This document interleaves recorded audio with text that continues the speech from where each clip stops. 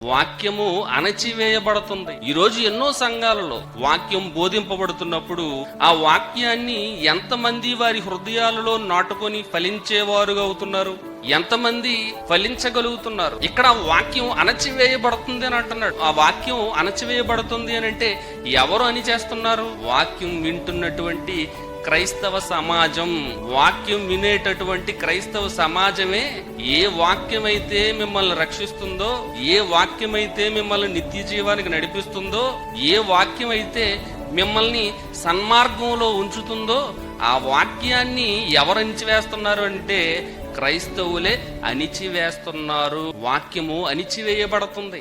ఎవరో మత ఛాందస్వాదులు వచ్చారు, సువార్త ప్రకటించనివ్వట్లేదు, సభలు జరగనివ్వట్లేదు, వాక్యాన్ని అణిచేస్తున్నారు, క్రైస్తవ్యాన్ని అణిచేయాలనుకుంటున్నారు, క్రైస్తవ్యుల్ని దేశం నుంచి వెళ్ళగొట్టాలనుకుంటున్నారు. మనం ఎన్నో ధర్నాలు చేస్తున్నాం కదా, ఎన్నో పోరాటాలు చేస్తున్నాం కదా, ఎన్నో ర్యాలీలు చేస్తున్నాం కదా. ఇప్పుడు వాక్యం అనేది ఎవరి చేత అణిచివేయబడుతుంది? క్రైస్తవుల చేతే అణిచివేయబడుతుంది.